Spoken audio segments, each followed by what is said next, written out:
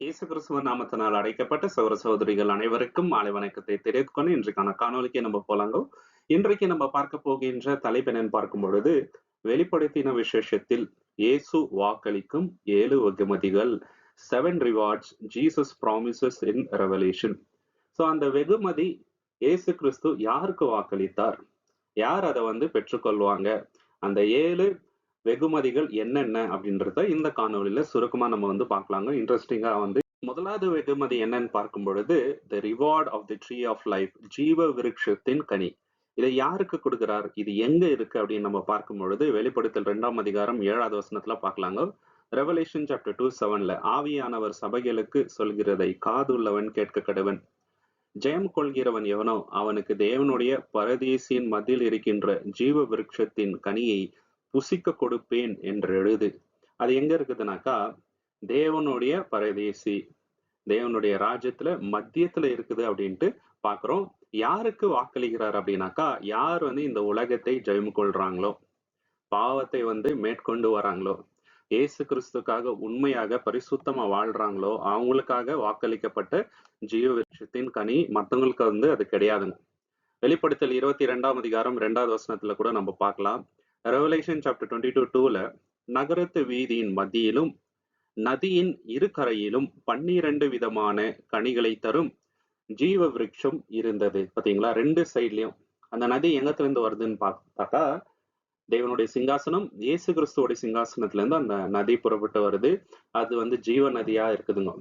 2 கரையிலும் ஜீவ விருட்சம் இருக்குது. அந்த ஜீவ விருட்சம் எப்படி இருக்குதுன்னு நம்ம பார்க்கும்போது, அது மாதந்தோறும் தன் கனியை கொடுக்கும். அந்த விருட்சத்தின் இலைகள் ஜனங்கள் ஆரோக்கியமடைவதற்கு ஏதுவானவைகள். பாத்தீங்களா, அந்த இலை மெடிசன். ஒரு மாசம் ஒரு விதமான கனிகள் அதுல வருது அப்படின்றது நம்ம பார்க்கலாங்க. வெளிப்படுத்தல் 22ஆம் அதிகாரம் 14வது வசனத்துல கூட சொல்லப்பட்டிருக்குது. ரெவலேஷன் சாப்டர் 22:14ல, ஜீவ விருட்சத்தின் மேல் அதிகாரம் உள்ளவர்கள் ஆவதற்கு வாசல்கள் வழியாய் நகரத்திற்குள் பிரவேசிப்பதற்கும் அவருடைய கற்பனையின்படி செய்கிறவர்கள் பாக்கியவான்கள். யார் தேவனுடைய கற்பனையை ஃபாலோ பண்றாங்களோ, அதுக்கேற்றபடி இந்த உலகத்துல நடக்கிறாங்களோ, அவங்களுக்கு தான் ஜீவ விருட்சத்தின் கனியை கொடுக்குறாரு. அவங்களுக்கு தான் அதன் மேல அதிகாரம் உண்டு அப்படின்ட்டு சொல்றாங்க. சோ இதுல நம்ம இன்னொரு விஷயமும் பாக்குறோங்க. யாருக்கெல்லாம் இந்த ஜீவ விருட்சத்தின் கனி கிடைக்காது, அதிகாரம் இல்ல, புறம்பே இருப்பாங்கன்ற லிஸ்டோ வருது. சோ அந்த மாதிரி நம்ம இராதபடிக்கு தேவனுடைய கற்பனையை முழுமூச்சோட நம்ம கடைசி வரைக்கும் ஃபாலோ பண்ணா இந்த ஜீவ விருட்சத்தின் கனி நமக்கு தருவாருங்க. 2வது வெகுமதி, இந்த செகண்ட் ரிவார்டு என்னன்னு பார்க்கும்போது, ஜீவ கிரீடம், கிரவுன் ஆஃப் லைஃப். வெளிப்படுத்தல் 2ஆம் அதிகாரம் 10வது வசனத்துல, ரெவலேஷன் சாப்டர் 2:10ல பார்க்கலாம். நீ படப்போகின்ற பாடுகளை குறித்து எவ்வளவும் பயப்படாதே. இதோ நீங்கள் சோதிக்கப்படும் பொருட்டாக பிசாசானவன் உங்களில் சிலரை காவலில் போடுவான். 10 நாள் உபத்திரப்படுவீர்கள். ஆயிலும் நீ மரண பரியந்தம் உண்மையுள்ளவனாயிரு, அப்பொழுது ஜீவ கிரீடத்தை உனக்கு தருவேன். மரண பரியந்தம் உண்மையுள்ளவங்களாக நம்ம இருக்கணும். எவ்வளவோ சோதிக்கப்படுவோம் இல்லைங்களா, நம்மள காவல்ல போடுவாங்கன்ட்டு இருக்குதுங்க. தேவனுக்காக வாழும் போது நிச்சயமாக நம்மளுக்கு உபதிரவம் தான் வரும். எப்பவுமே பாசிட்டிவா நம்ம லைஃப் இருக்காது, சில பிரச்சனைகள் வரும். ஆனாலும் தேவனுக்கு நம்ம உண்மையுள்ளவங்களா இருந்தா ஜீவ கிரீடத்தை நிச்சயமா நம்ம பெற்றுக்கொள்வாங்க. இயேசு கிறிஸ்துவுக்காக வாழணும்ட்டு யாரெல்லாம் முடிவெடுக்கிறாங்களோ பேப்டிசம்ல, அவங்க எல்லாருக்கும் உபத்திரவம் நிச்சயமாக ஏதாவது ஒரு ரூபத்துல வரும். எவ்வளவு உபத்திரவம் நம்ம படுறோமோ அந்த அளவுக்கு கனமகியுமே நம்ம பெற்றுக்கொள்வோம். இயேசு கிறிஸ்துவும் அதுதான் சொல்றாருங்க சகோதர சகோதரி. யாக்கோபு 1ஆம் அதிகாரம் 12ல நம்ம என்ன பாக்குறோம்னா, ஜேம்ஸ் சாப்டர் 1:12ல, சோதனையை சகிக்கின்ற மனுஷன் பாக்கியவான், அவன் உத்தமன் என்று விளங்கின பின்பு கர்த்தர் தம்மிடத்தில் அன்பு கூறுகிறவர்களுக்கு வாக்குத்தத்தம் பண்ணின ஜீவ கிரீடத்தை பெறுவான். பாத்தீங்களா, உபத்திரவத்தை நம்ம தாங்கிக் கொள்ள வேண்டும். தாங்கி கொண்டு கடைசி வரைக்கும் உத்தமனா நடக்கணும். இப்ப யோபை பார்த்து தேவன் சொல்றாரு இல்லைன்னா, சாட்சி கொடுக்குறாரு. சாத்தான் கிட்ட சொல்றாரு, இவரை போல உத்தமன் யாரும் இல்லை அப்படின்னு சொல்லிட்டு. அந்த உத்தமமான வழியில நம்ம நடக்கணுங்க. நிச்சயமா ஜீவ கிரீடத்தை பெற்றுக்கொள்வோம் உத்தமனாக இருந்தால். 1 கொரிந்தியர் 9ஆம் அதிகாரம் 25ல நம்ம பெற்றுக்கொள்ள போகின்ற அந்த கிரீடம் எப்படிப்பட்டது அப்படின்னாக்கா, 1 கொரிந்தியர் 9:25ல, பந்தயத்திற்கு போராடுகின்ற யாவரும் எல்லாவற்றிலையும் இச்சை அடக்கமாய் இருப்பார்கள். அவர்கள் அழிவுள்ள கிரீடத்தை பெறும்படிக்கு அப்படி செய்கிறார்கள். நாமோ அழிவில்லாத கிரீடத்தை பெறும்படிக்கு அப்படி செய்கின்றோம். பாத்தீங்களா, நம்ம பெறப்போகின்ற கிரீடம் அழிவில்லாதது. அதை யாருமே வந்து அழிக்க முடியாதுங்க. Incorruptible crown.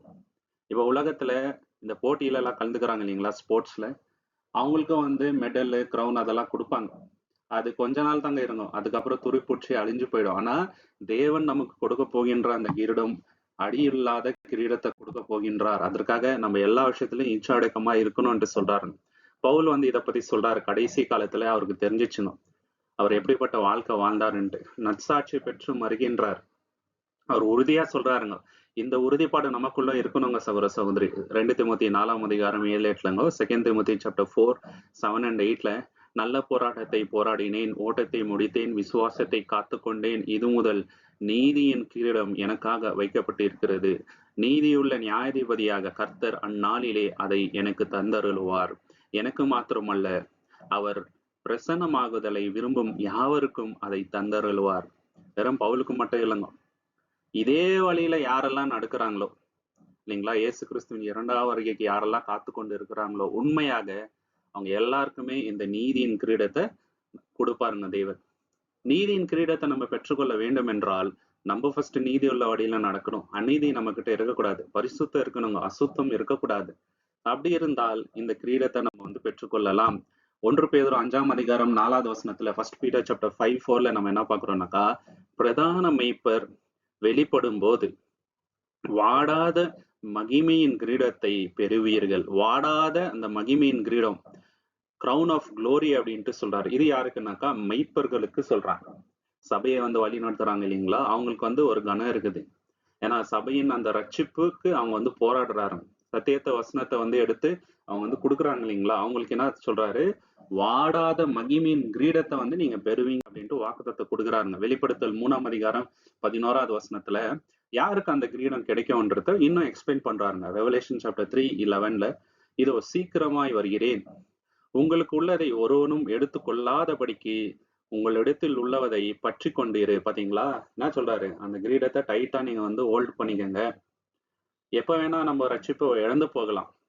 பவுல் கூட இருந்தவங்களே நிறைய பேர் திருப்பி உலகத்துக்கு போன அந்த ஹிஸ்டரியை நம்ம வந்து பாக்குறோம். நிறைய பேர் சத்தியத்துல ஸ்டார்டிங்ல உறுதியா இருக்கிறாங்க, அதுக்கப்புறம் திருப்பி உலகத்துக்கு போறவங்களும் உண்டு. அந்த மாதிரி நம்ம போனோம்னு வச்சுங்களேன், கிரீடம் நமக்கு கிடைக்காதுங்க, ஆக்கினி தீர்ப்பு தான் கிடைக்கும். ஸோ அதனால ரொம்ப ரொம்ப எச்சரிக்கையா இருக்கணும்.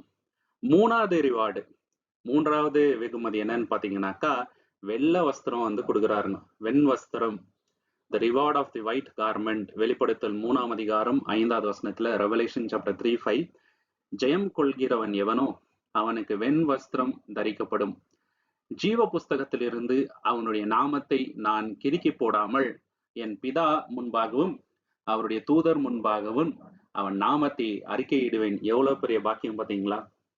நம்ம உண்மையா கடைசி வரைக்கும் இருந்து இந்த உலகத்தை ஜெயிச்சோமானால் நமக்கு இயேசு கிறிஸ்து என்ன தராருனாக்கா, வெண் வஸ்திரம். அதுக்கப்புறம் நம்மளுடைய நாமத்தை வந்து தூதருக்கு முன்பாகவும் தேவனுக்கு முன்பாகவும் அறிக்கையிடுவேன் அப்படின்ட்டு சொல்றாருங்க. அதனால இயேசு கிறிஸ்துவ பத்தி நம்ம ஜனங்க மத்தியில அறிக்கையிடுறதுக்கு வெக்கப்படக்கூடாதுங்க. நம்ம வெக்கப்பட்டா அவரு நமக்கு வெக்கப்படுவாருன்ட்டு வசனம் இருக்குது இல்லைங்களா. வெக்கப்படாமல் கடைசி வரைக்கும் இந்த சத்தியத்துக்காக நம்ம நிலை கொண்டு நின்னால் நிச்சயமாக இந்த வெண் வஸ்திரம் நமக்கும் தேவன் வந்து கொடுப்பாருங்க.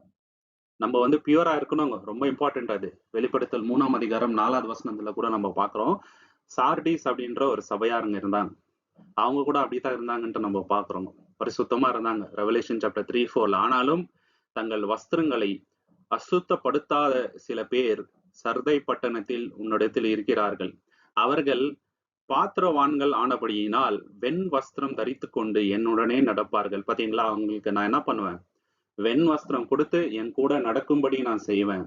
ஏசு கிறிஸ்து எங்க போனாலும் நம்ம அவரை பின்தொடர்ந்து போனோம்.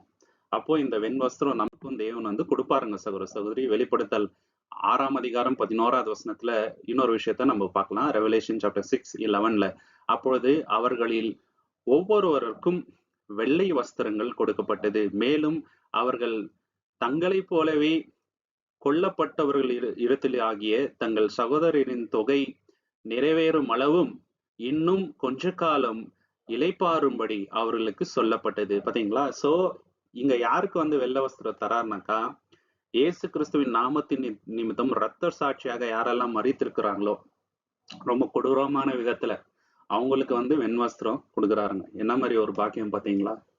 சாதாரண விஷயம் இல்லைங்க. எத்தனையோ பேர் வந்து காட்டு பகுதியில ரொம்ப ரொம்ப கொடூரமான இடங்கள்ல ஆபத்து நிறைந்த இடத்துல போயிட்டு இயேசு கிறிஸ்துவ நாமத்தை வந்து போதிக்கிறாருங்க.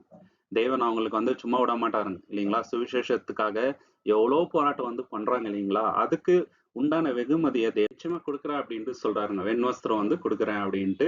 வெளிப்படுத்தல் 7 9 வசனத்துல நம்ம என்ன பாக்குறோம்னாக்கா, ரெவலேஷன் சாப்டர் 7:9 இங்க வந்து திரளான கூட்டத்தார் வந்து நிக்கிறாருங்க சிங்காசனத்துக்கு முன்பாக. அவங்க ஃபுல்லா வந்து வெண்வஸ்திரம் தான் போட்டு இருக்கிறாங்க.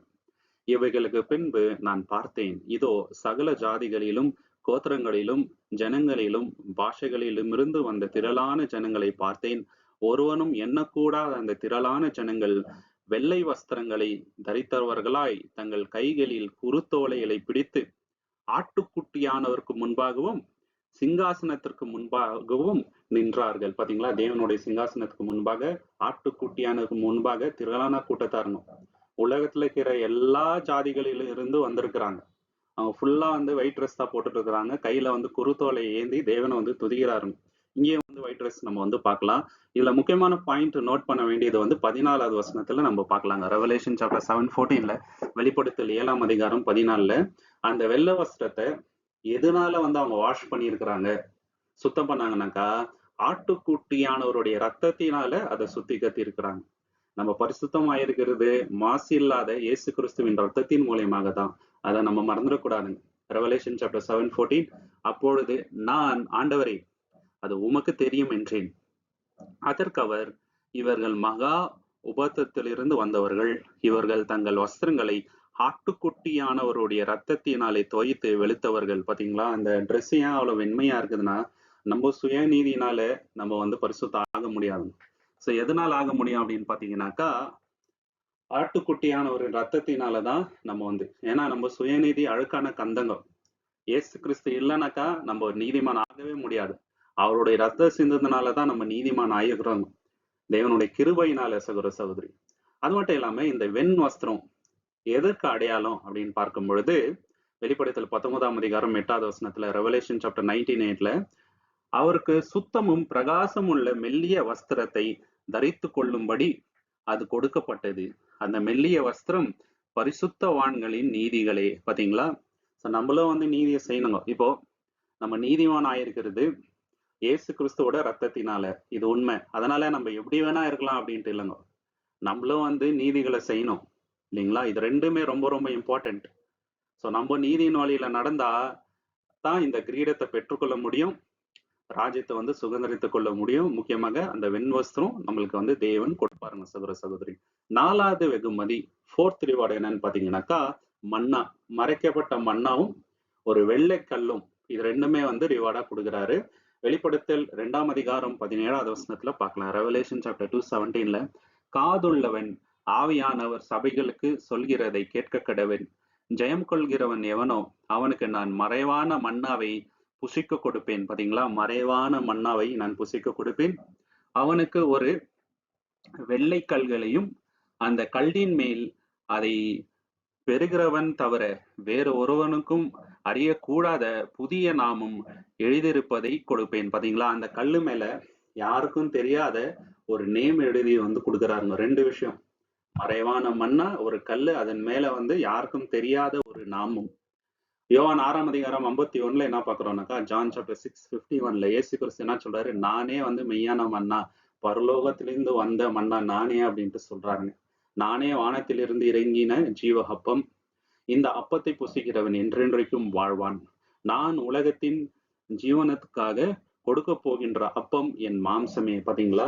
அவரோட மாம்சம், அதுதான் வந்து அந்த மன்னா. வந்து நம்ம அடையாளத்தை பாக்குறவங்க ஏசாயா 62 தேவன் ஒரு வாக்குத்தத்தை கொடுத்தாருங்க இல்லைங்களா? அதாவது தேவனுடைய பிள்ளைகளுக்கு ஒரு புதிய நாமம் வந்து கொடுக்கப்படும் அப்படின்னு சொல்லிட்டு. ஐசையா சாப்டர் 62:2 அப்பொழுது ஜாதிகள் உன் நீதியையும் சகல ராஜாக்களும் உன் மகிமையையும் காண்பார்கள்.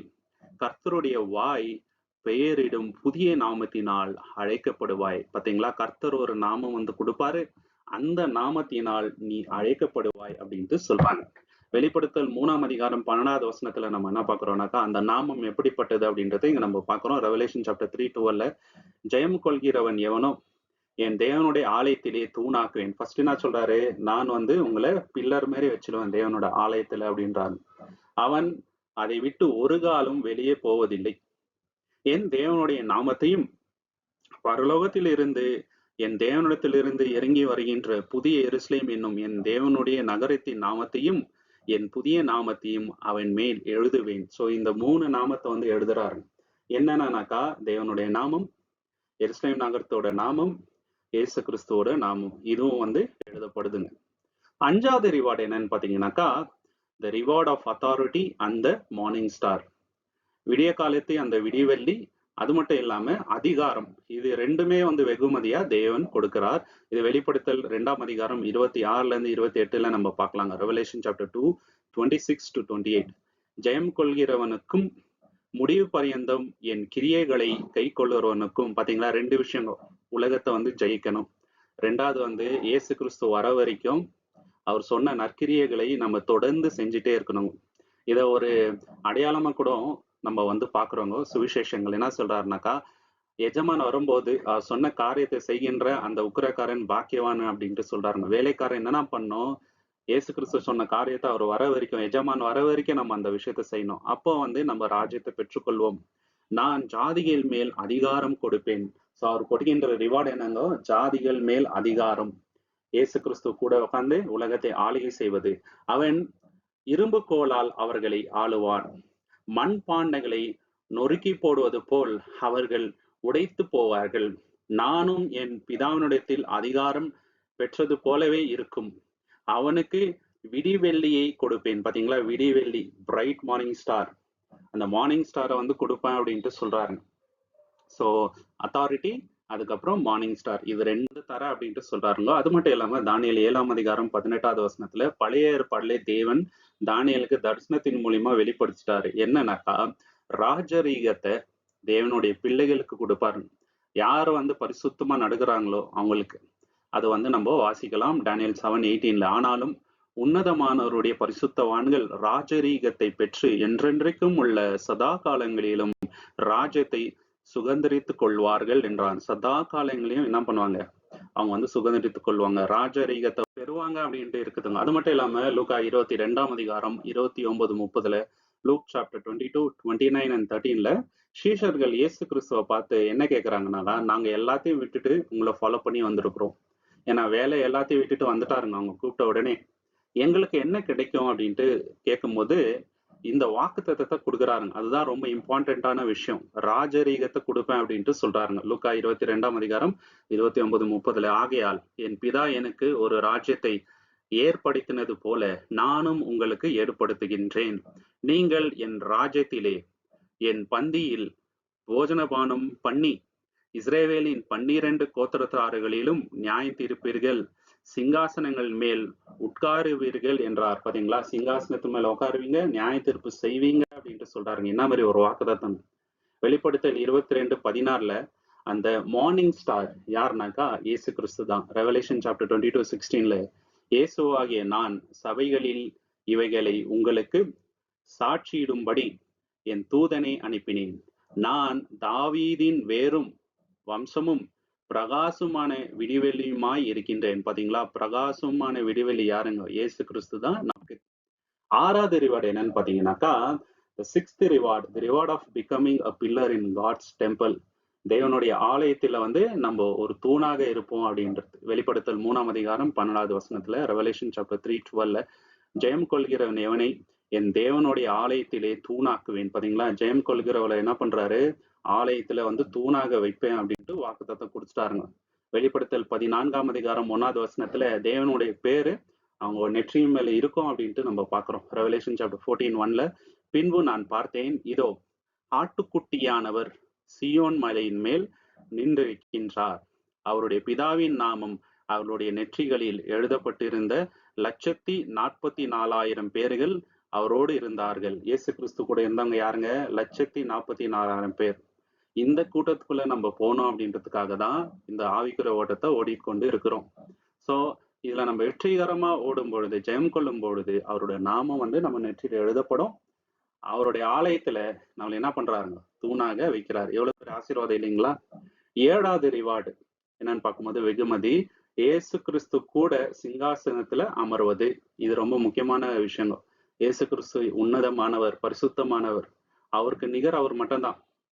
ஆனா தேவனுடைய கிருபையினால நம்மளுக்கு என்ன கிடைக்குதுனாக்கா, அவர் கூட உட்கார்ற அந்த அனுமதி நம்மளுக்கு கிடைக்குதுங்க. வெளிப்படுத்தல் 3ஆம் அதிகாரம் 21ங்க. ரெவலேஷன் சாப்டர் 3:21ல ஜெயம் கொள்கிறவனுக்கு நான் என் பிதாவினுடைய சிங்காசனத்தில் அவரோடு கூட உட்காரும்படி கட்டளையிடுகிறது போல, நானும் ஜெயம் கொண்டு என் பிதாவினுடைய சிங்காசனத்தில் அவரோடு கூட உட்கார்ந்தது உண்டு. பாத்தீங்களா என்ன பண்ணுவாருனாக்கா, நம்மள உட்கார வைப்பாரு அப்படின்ட்டு இருக்குதுங்க. I will grant him to sit with me on my throne. என்னோட சிங்காசனத்துல நான் வந்து என்னோட கூட உட்கார வைப்பேன் அப்படின்ட்டு சொல்றாருங்க. எவ்வளவு பெரிய கிருபை. அதனால்தான் நமக்கு ஒரு பேர் இருக்குதுங்க, உடன் சுதந்திரவாளி அப்படின்னு சொல்லிட்டு. எல்லாத்துலயும் வந்து நம்மளுக்கு ஈக்குவல் ஷேர் வந்து இருக்குது அப்படின்ற மாதிரி. ரோமர் 8ஆம் அதிகாரம் 17வது வசனத்துல, ரோமன் சாப்டர் 8:17ல நாம் பிள்ளைகள் ஆனால் சுதந்திரரும் தேவனுடைய சுதந்திரரும் கிறிஸ்துவனுடைய கூட உடன் சுதந்திரமாய் இருக்கின்றோம். பாத்தீங்களா, அவரோட கூட பாடுகள் பட்டால் அவரோட கூட மகிமையும் படுவோம். இயேசு கிறிஸ்து கூட நம்ம பாடுகள் அனுபவிக்கணும். அப்பதான் வந்து உடன் சுதந்திரவாளி ஆக முடியும். சும்மா வந்து அதை நம்மளுக்கு கொடுத்துரும். அந்த ஆளுகையை சும்மா கொடுக்க மாட்டாருங்க. அவரோட கூட நம்ம பாடுபடணும் அப்படின்றத 2 தீமோத்தேயு 2:12 கூட நம்ம பாக்குறோம். நாம் அவரோட கூட பாடுபட்டால் அவரோட கூட அரசும் ஆளுவோம் அப்படியாக வசனம் சொல்லுதுங்க. அது மட்டும் இல்லாம இயேசு கிறிஸ்து கூட நம்ம உலகத்தை அரசாளும் பொழுது நம்ம தேவனையும் இயேசு கிறிஸ்துவையும் எப்படி துதிப்போம் அப்படின்றது இருக்குதுங்க. நம்ம அந்த 1,44,000க்குள்ள போயிட்ட பிறகு வெளிப்படுத்தல் 5ஆம் அதிகாரம் 10வது வசனத்துல நம்ம பார்க்கலாம். ரெவலேஷன் சாப்டர் 5:10ல எங்கள் தேவனுக்கு முன்பாக எங்களை ராஜாக்களும் ஆசாரியும் ஆக்கினீர், நாங்கள் பூமியின் மேல் அரசாளுவோம். சோ 2 ரோல் இருக்குதுங்க. நம்ம ராஜாக்களும் ஆயிருக்கின்றோம், ஆசாரியருமாய் இருக்கின்றோம். ஆசாரியோட வேலை என்னன்னாக்கா, தேவனை வந்து வர்ஷிப் பண்ணணும், ஆசாரிய ஊழியம் பண்ணணும். இல்லைங்களா? ராஜாக்குள்ள வேலை என்னன்னாக்கா அரசாளணும். இது ரெண்டுமே வந்து நமக்கு தரப்போகின்றாருங்க. வெளிப்படுத்தல் 22ஆம் அதிகாரம் 5வது வசனத்துல நம்ம என்ன பார்க்கிறோம்னாக்கா, ரெவலேஷன் சாப்டர் 22:5ல இந்த ராஜபாரம் என்றென்றைக்கும் முடிவில்லாத ஒரு ராஜபாரமா இருக்குங்க. அங்கே ராக்காலம் இராது, விளக்கும் சூரியனுடைய வெளிச்சமும் அவர்களுக்கு வேண்டுவதில்லை. தேவனாகிய கர்த்தரே அவர்கள் மேல் பிரகாசிப்பார். பாத்தீங்களா, சூரியனோட வெளிச்சம் தேவையில்லைங்க, தேவன் பிரகாசிப்பார். அவர்கள் சதா காலங்களிலும் அரசாளுவார்கள். அது வந்து நித்திய நித்தியமாக இருக்க போதுங்க சகோதர சகோதரி. கேட்கறதுக்கே அமேசிங்கா இருக்குது இல்லைங்களா? சோ இந்த 7 வெகுமதிகளை இயேசு கிறிஸ்து நமக்கு வாக்களித்திருக்கின்றார். தேவன் தாமே இதை பெற்றுக்கொள்ளும்படி நமக்கு பலன் தருவாராக. தேவன் தாமே இந்த வசனங்களை ஆசீர்வதிப்பாராக. உங்களுக்கு இந்த காணொலி பிடிச்சிருந்தா லைக் பண்ணுங்க, ஷேர் பண்ணுங்க, சப்ஸ்கிரைப் பண்ணுங்க. தேவனுடைய சித்தம் இருந்தால் கூடிய சீக்கிரம் இன்னொரு காணொலியில நம்ம எல்லோருமே சந்திக்கலாம். நீங்கள் கொடுக்கின்ற எல்லா ஆதரவுக்கும் நன்றிகள். தேவனோட நாமத்துக்கு என்றென்றைக்குமே மகிமை உண்டாவதாக. Thank you so much. ஆமென்.